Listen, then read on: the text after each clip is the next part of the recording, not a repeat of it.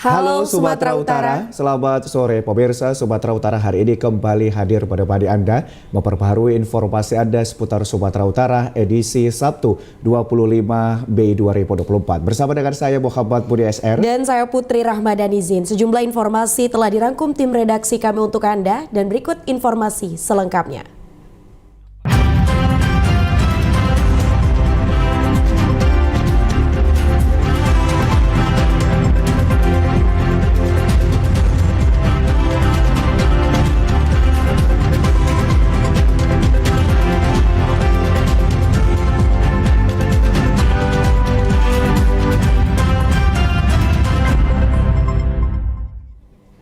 Pemirsa, informasi sore ini diawali dari polisi yang berhasil melacak keberadaan sepeda motor seorang guru privat yang dicuri komplotan pencuri. Pelaku terpaksa menembak pelaku pencurian karena mencoba melawan petugas.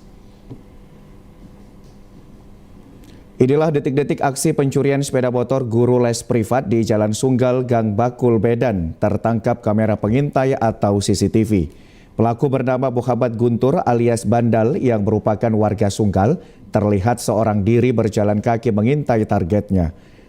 Melihat situasi aman, pelaku langsung menggasak sepeda motor jenis Matic. Setelah selesai mengajar, korban baru menyadari sepeda motornya tidak berada di tempat.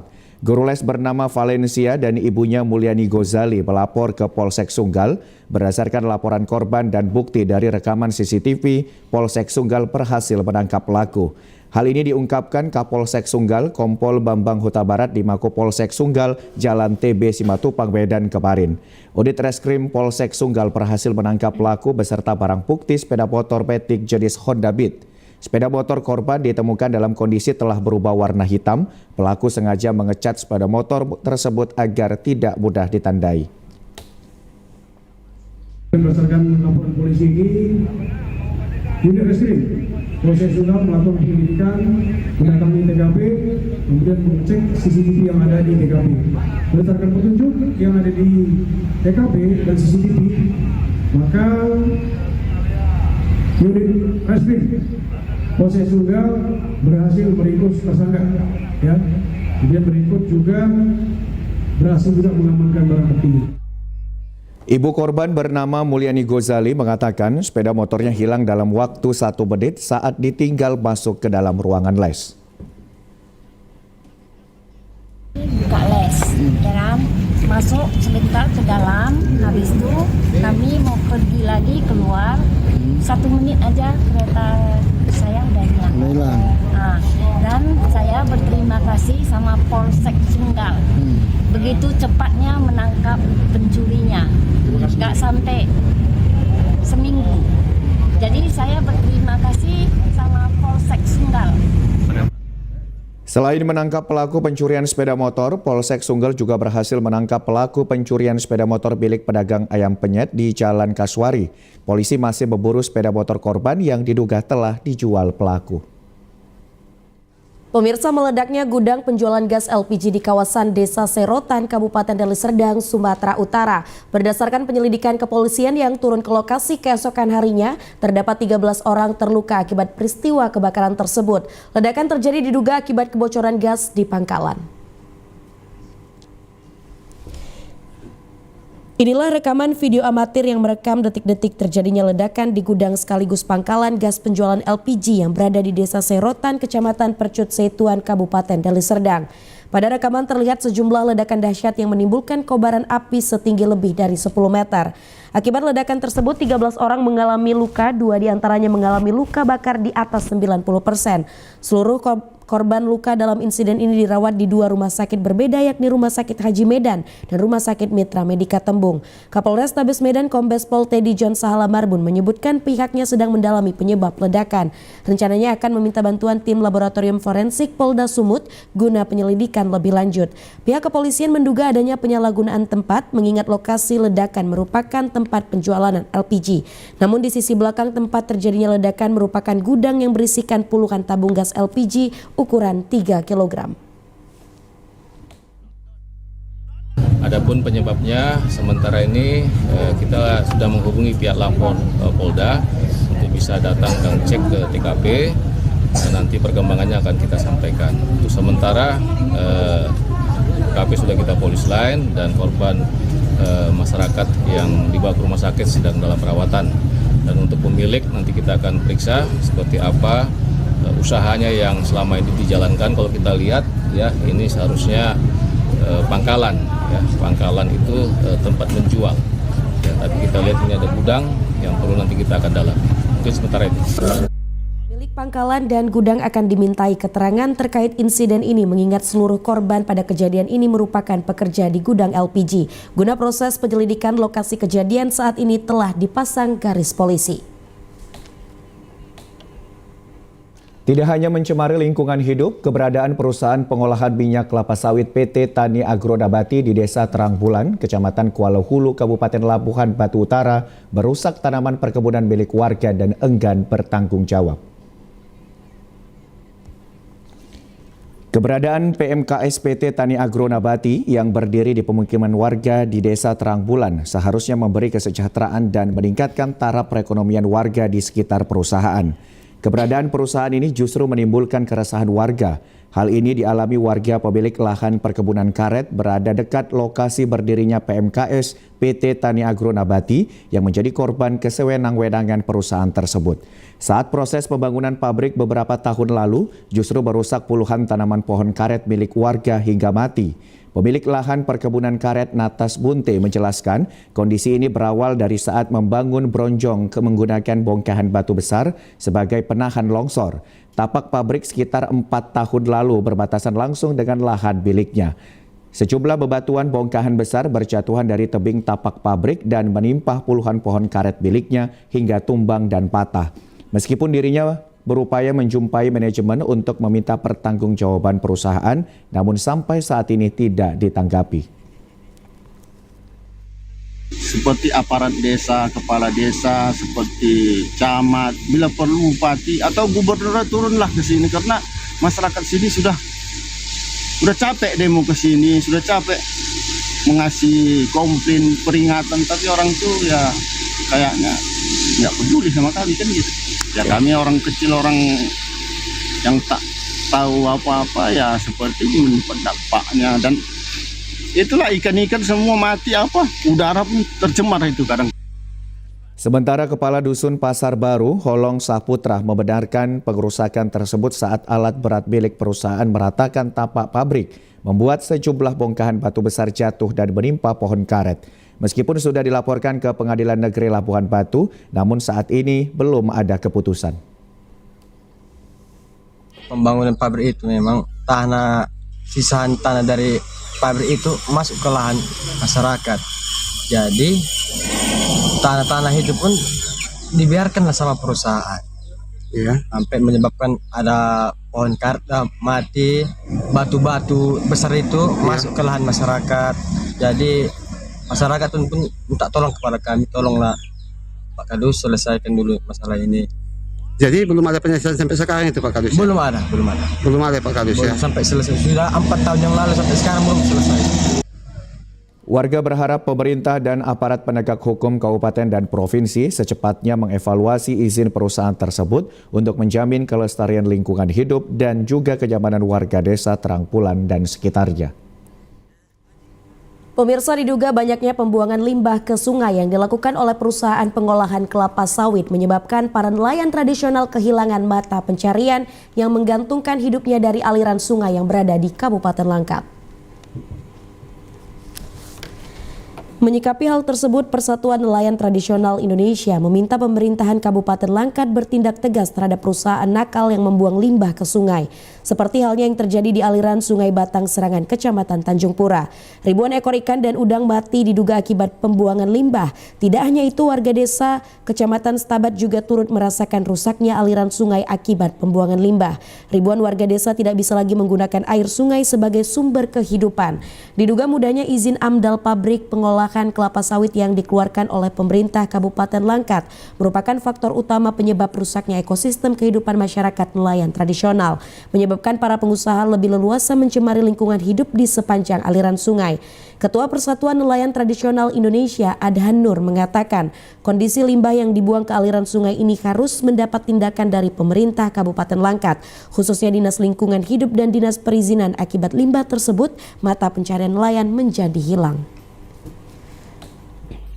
Terkait dengan ini, bahwasanya limbah tersebut tidak terlepas daripada izin dari lingkungan hidup atau AMDAL yang dikeluarkan untuk kepentingan izin daripada pabrik kelapa sawit tersebut. Dan mengenai di daerah Sungai Cabang, saya mendapat informasi bahwasanya itu akibat daripada limbah dari PT Kuala Madu. Ya, harus ada kepedulian dari pihak pemerintah Kabupaten Langkat menanggapi masalah pencemaran ini. Masyarakat nelayan berharap agar aliran sungai yang merupakan sumber kehidupan kembali normal, sehingga tidak menambah jumlah angka pengangguran di Kabupaten Langkat.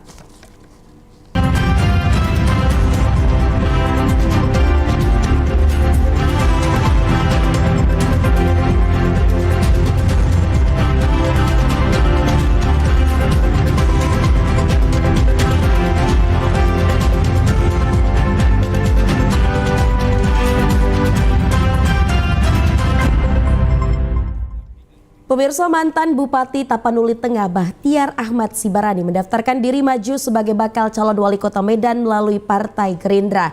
DPC Partai Gerindra Kota Medan memastikan akan berkoalisi dengan Nasdem untuk mengusung Bahtiar menjadi wali kota Medan.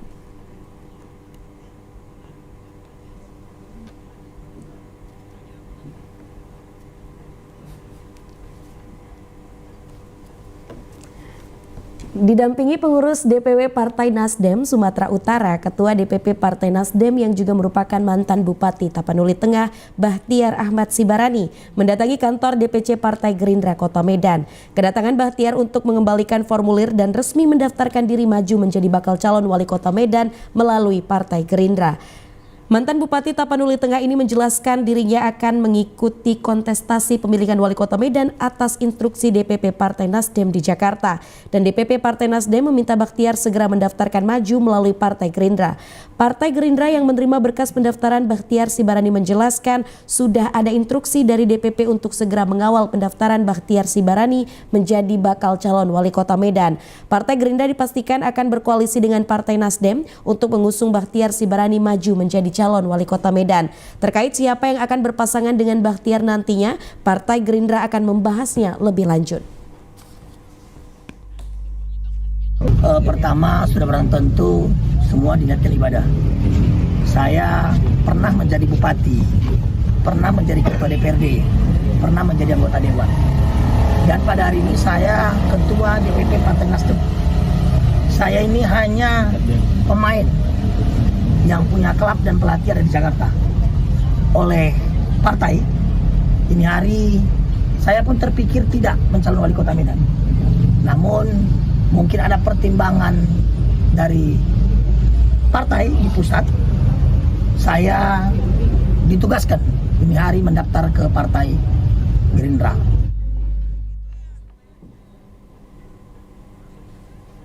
Anggota pengawas pemilihan umum tingkat kecamatan resmi dilantik, pemilihan umum untuk pemilihan kepala daerah serentak tahun 2024. Pelantikan dan pengambilan sumpah jabatan ke-15 orang anggota pengawas pemilihan umum tingkat kecamatan berlangsung di Convention Hall Hotel Grand Suba Jalan Lintas Blok Songo, Kecamatan Kota Pinang kemarin berjalan sukses. Anggota Panwas yang resmi dilantik merupakan hasil existing melalui evaluasi baik penilaian portofolio atau kelengkapan dokumen serta penilaian atasan secara langsung. Untuk ke-15 anggota Panwas nantinya akan ditempatkan di 5 kecamatan yang ada di Kabupaten Labuhan Batu Selatan. Ketua Bawaslu Labuhan Batu Selatan, Pendi Pasaribu berharap anggota Panwascam yang baru dilantik segera melakukan koordinasi dengan PPK, Forkopimcam untuk memulai tahapan-tahapan sesuai dengan Perba Waslu serta PKPU 22 tahun 2024. Baik. Baik, semoga Panwascam yang baru kami lantik nanti akan segera melakukan koordinasi dengan PPK, melakukan koordinasi dengan Porkopimcam di tingkat kecamatan bahwa mereka sudah dilantik resmi dan akan memulai tahapan-tahapan sesuai dengan Perbawaslu, sesuai dengan juga PKPU 2 2024. Setelah melantik semua anggota Panwascam dan mendapat pembekalan dari Ketua Bawaslu, KPU, dan Kepolisian untuk mensukseskan Pilkada serentak tahun 2024 mendatang. Badan Pengawas Pemilu melantik 48 orang Panwascam se-Kabupaten Toba untuk Pilkada serentak yang akan ditempatkan di 16 kecamatan yang berlangsung di Hotel Serenauli Lagubuti, Kabupaten Toba hari ini. Ketua Bawaslu Toba Sahat Sibarani mengatakan sesuai dengan tahapan peraturan KPU RI nomor 2 tahun 2024 dan surat edaran Bawaslu RI nomor 193 tahun 2024 sesuai juknis pembentukan Panwascam tahapan Pilkada serentak. Hari ini melantik Panwascam dan pembekalan kepada seluruh anggota Panwascam yang sudah dilantik. Sebanyak 48 Panwascam terpilih sudah melalui proses panjang mulai penelitian administrasi, tes tulis dan tes wawancara hingga tahap pelantikan. Agar mereka tetap menjaga netralitas, integritas, dan solidaritas lembaga dan menjaga kondusivitas eksternal dan berkoordinasi dengan pemangku kekuasaan di wilayah masing-masing.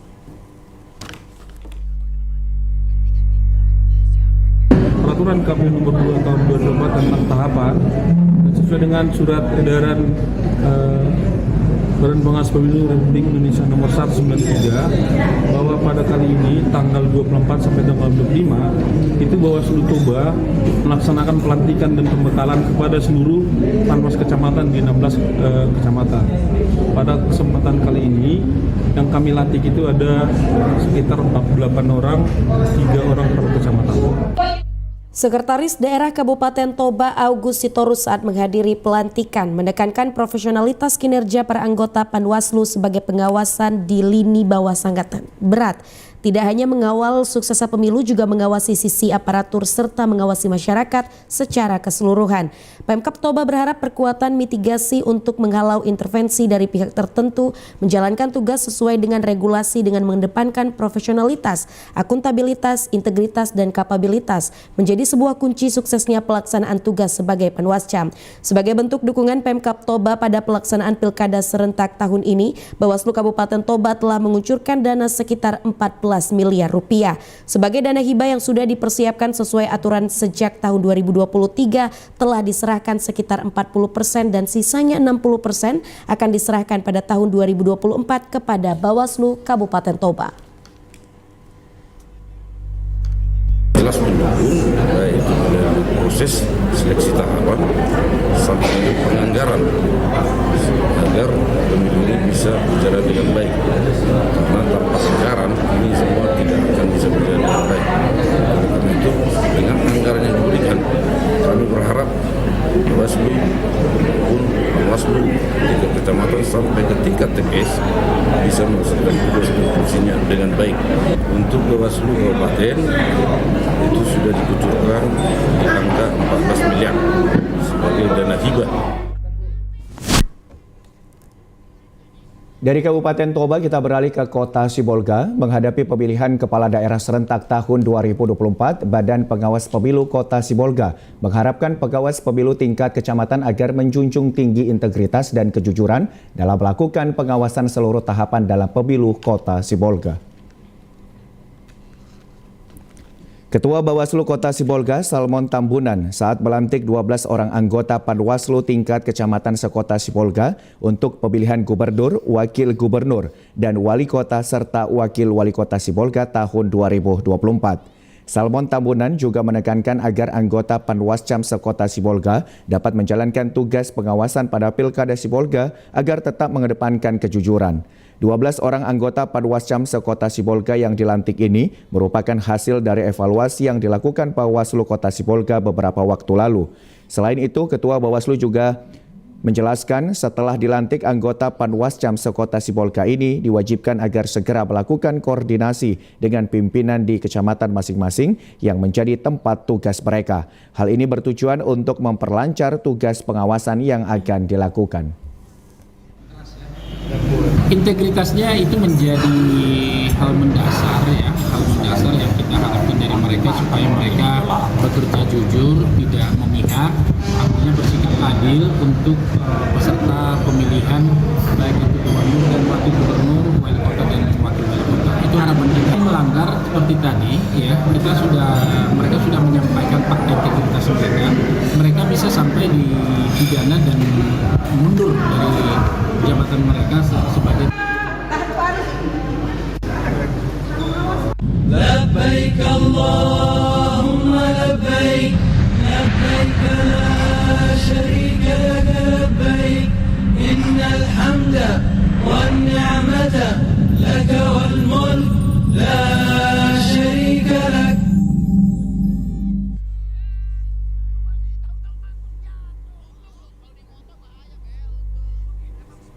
Pemirsa, kita ikuti informasi seputar haji tahun 2024. PJ Bupati Deli Serdang, Wiria Al-Rahman, melepas keberangkatan 104 calon haji asal Kecamatan Lubuk Pakam dan sekitarnya yang tergabung dalam kelompok terbang Kloter 12.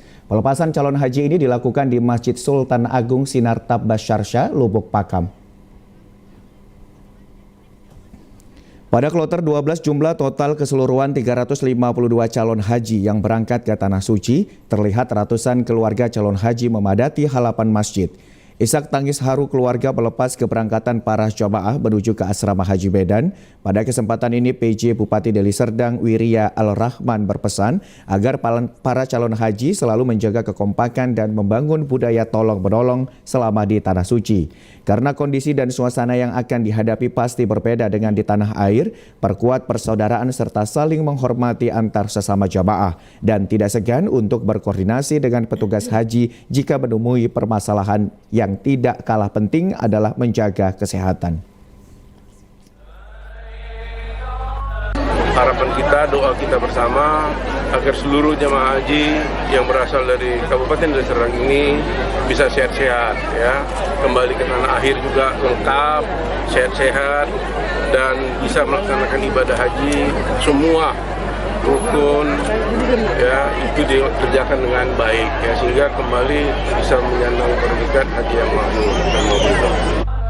Salah seorang calon haji Kloter 12, Ramzi Sembiring, mengatakan ia merasa senang bisa berangkat haji pada tahun ini karena sudah 10 tahun lebih ia mendaftarkan diri menjadi calon jemaah haji pada tahun 2012 lalu. Kita ada mendaftar tahun 2012, keberangkatan 10 tahun 2022, namun karena COVID sehingga kita berangkat dimundur 2 tahun jadi tahun 2024. Kloter 12 jemaah Deli Serdang. Kemarin itu tahun 2012 itu 25 juta setoran awalnya. Nah, pelunasan tahun ini sekitar karena saya dari Bang Sumut itu 24 juta sekian, totalnya 51 tapi totalnya. Kalau ditotalkan semua 51 rata-rata tahun ini. Alhamdulillah sampai saat ini nggak ada keluhan karena KBH mengarahkan kita membimbing dari proses awal ilmu pengetahuan tentang rukun haji sampai barang bawaan yang dibawa karena nggak boleh over kapasitas. Koper kita koper besar satu per jemaah, koper kecil satu lagi tas nanti seperti ini. 104 calon jemaah haji ini diberangkatkan menuju Asrama Haji Medan dengan menggunakan 2 unit bus dan dikawal ketat oleh pihak kepolisian. Pemirsa, dengan berserah diri kepada Allah atas rezeki yang telah diberi, seorang tukang rujak bernama Rashid tahun ini berangkat ke Tanah Suci Mekah setelah menunggu 12 tahun mendaftar calon haji. Pak Rashid bekerja sebagai tukang rujak sejak tahun 1976. Ia berjuang sekuat tenaga agar bisa mendaftarkan diri sebagai calon haji sejak tahun 2012. Setelah menunggu 12 tahun lamanya, Pak Rashid baru mendapatkan panggilan untuk berangkat ke Tanah Suci. Berbagai rintangan harus dihadapi Pak Rashid. Selain memenuhi kebutuhan anak dan istri, ia juga tidak lupa menyisihkan sebagian rezekinya untuk menabung. Pada tahun 2023, panggilan berangkat haji disampaikan dari Kementerian Agama. Semula biaya untuk berangkat haji sekitar 34 juta rupiah, namun pada tahun 2024 mengalami kenaikan hingga mencapai 51 juta rupiah. Sementara Pak Rashid harus menutupi biaya kekurangan sebesar 17 juta hingga 6 bulan ke depan. Hal ini membuat Pak Rashid tidak putus asa dan berencana menunda keberangkatannya. Pak Rashid sudah 3 kali melakukan manasik, namun ia merasa tak sanggup lagi untuk memenuhi biaya tersebut dalam waktu singkat. Atas curhatannya kepada teman membuat para jemaah lainnya tersentuh dan membantu kekurangan biaya haji sebesar 17 juta rupiah. Dengan penuh haru dan tangis, Pak Rashid bersyukur pada Allah karena tidak menyangka akhirnya dapat menunaikan ibadah haji tahun ini. Kan manasik itu bayangan uang tuh nggak ada dapat untuk taman tuh sampai ke benar-benar kerja mengatakan tak ada jalannya lagi nah ini uang gua ada sama ada 12 juta apa 11 juta dan nanti dari kawan tuh ada 5 juta dari Bu Ros dia dari Pak Haji Bungun ada 2 juta dari Haji apa lagi min 3 juta dari Pak Haji Mording sejuta jadi 22 ini nanti uang saya pun langsung menangis saya sampai pegang karena tak mungkin sarannya menangis begitu. Ya udah loh janganlah sedewa. Ayolah. Seorang warga Siantar Sumarni yang mendengar cerita Pak Rashid bersyukur dan juga terharu karena penjual rujak mampu naik haji atas bantuan dari hamba Allah yang tersentuh melihat perjuangannya. Harapan saya sih luar biasa ya kuasa Allah itu karena hanya seorang rujak, tukang rujak. Apa yang bisa diambil dari hasil rujak kan gitu ya? Mungkin untuk kecukupan sehari-hari itu alhamdulillah gitu. Tapi Bapak ini mampu menyisihkan untuk bisa beribadah di rumahnya Allah langsung aja. Dan maha besarnya Allah selalu ada datang pertolongan dari Dia selagi kita punya niat. Sementara itu seorang penarik becak di Asahan meski tidak pernah menyangka dapat melaksanakan ibadah haji, namun setelah menabung selama bertahun-tahun akhirnya dapat menunaikan ibadah haji ke Tanah Suci Mekah. Modung Siregar usia 74 tahun, warga Jalan Merbok Lingkungan 1, Kelurahan Gambir Baru, Kota Kisaran Tibur, Asahan, kesehariannya bekerja sebagai penarik becak motor yang telah dilakoninya sejak puluhan tahun lalu. Dengan kegigihannya bekerja dan menabung setiap hari, ia akhirnya dapat berangkat menunaikan ibadah haji ke Tanah Suci pada tahun 2024 ini. Modung mengaku mendaftar haji dengan tabungan awal 1 juta rupiah. Kemudian tabungannya bertambah hingga mendapat nomor porsi dengan membayar biaya Rp25.500.000 di tahun 2012 lalu. Modung pun mencicil biaya tersebut dan sisa uang biaya pelunasan haji diberikan oleh anaknya. Ada uangku 1 juta, bisa menabung, itulah DP-nya. Waktu itu. Tahun berapa itu, Pak? Tahun 2012, bulan 12. Oh itu ya. Jadi 3 tahun sesudah itu baru dapatku nomor porsinya yang 25.500.000 waktu. Oh, jadi bangkunya itu dapat. Ya, baru dapat nomor lah. Setelah itu barulah cicil terus sampai 30 juta lah uangku kita kumpul. Ini anakku yang nambah, isi bonus itu.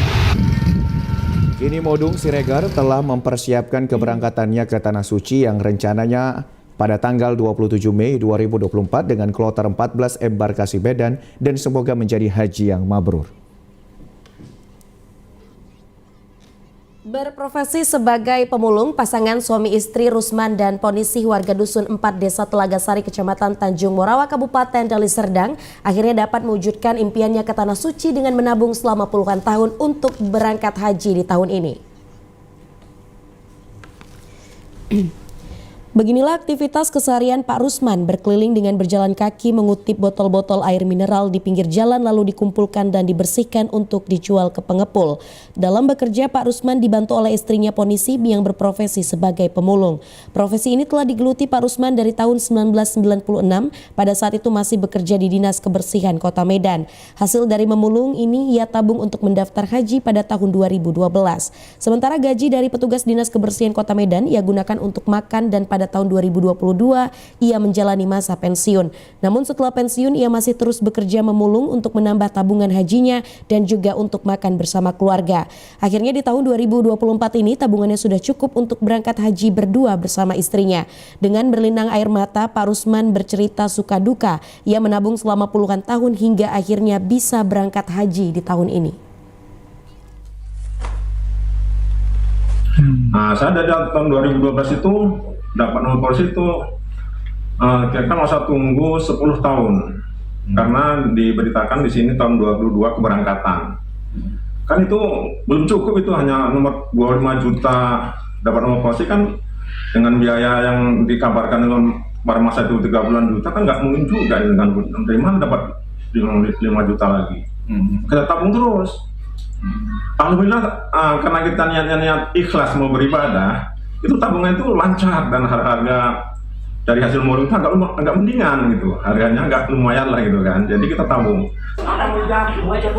Urusan Agama Kecamatan Tanjung Morawa juga membenarkan pasangan suami istri Rusman dan Ponisi akan berangkat haji di tahun ini. Mereka berangkat bersama 91 jamaah haji lainnya dari Kecamatan Tanjung Morawa yang dibagi dalam 2 kloter. Sedikit karena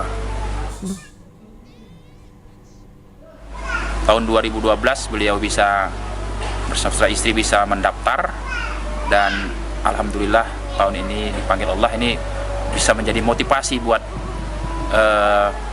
kaum muslimin yang lain bahwa memang haji adalah memang panggilan, bukan karena memang katakanlah faktor ekonomi saja, bukan karena kaya, tetapi kalau sudah ada niat, ada panggilan Allah, insya Allah bisa berangkat. Nih contohnya Pak Rusman beserta ibu. Perjuangan Pak Rusman dan istrinya Ponisi untuk menunaikan ibadah haji dapat menjadi inspirasi bagi kita. Diawali dengan niat yang sungguh-sungguh dan tekun, pasti impian bisa tercapai. Pemirsa, kita beralih ke informasi lainnya. Atlet sepatu roda speed Sumatera Utara mengklaim tetap optimis dan berupaya semaksimal mungkin untuk mengharumkan nama kontingen Sumut pada ajang Pekan Olahraga Nasional 2024 Aceh Sumut mendatang, meskipun terkendala sarana dan prasarana latihan.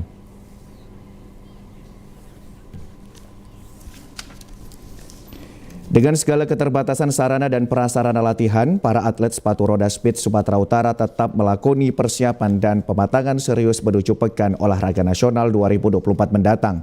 Sebelumnya, pengurus cabang olahraga sepatu roda speed Sumut menargetkan membawa 3 medali emas dari ajang PON 2024. Namun hal ini diprediksi akan mengalami perubahan seiring dengan berubahnya jadwal pelatnas penuh.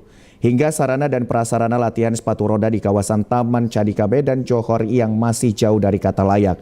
Meskipun demikian, salah seorang atlet sepatu roda speed Sumut, Aulia, mengaku tetap optimis akan meraih medali dan mengharumkan nama kontingen Sumut pada ajang PON 2024 nantinya. Dirinya mengatakan hingga kini keseriusan latihan masih terus dilakukan oleh tim pelatih guna meraih prestasi.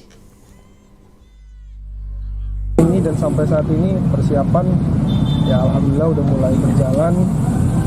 Kita udah sampai di tahap menuju peak performance lah mungkin ya. Sampai saat ini juga dirasa sudah cukup, karena sampai saat ini target-target yang udah direncanakan oleh Pemprov, oleh pengurus semuanya dan oleh pelatih tentunya ya saat ini sudah mulai menunjukkan menunjukkan pelampauan atau bukti kalau kita telah mencapai apa target yang telah direncanakan oleh pelatih. Sekitar 3 bulan lagi menuju pelaksanaan PON 2024, para atlet sepatu roda Sumut ini juga berharap adanya training camp di luar negeri seperti Taiwan ataupun Cina. Ia memiliki motivasi lebih untuk meraih medali pada ajang PON kali ini, mengingat ajang ini merupakan ajang PON yang terakhir.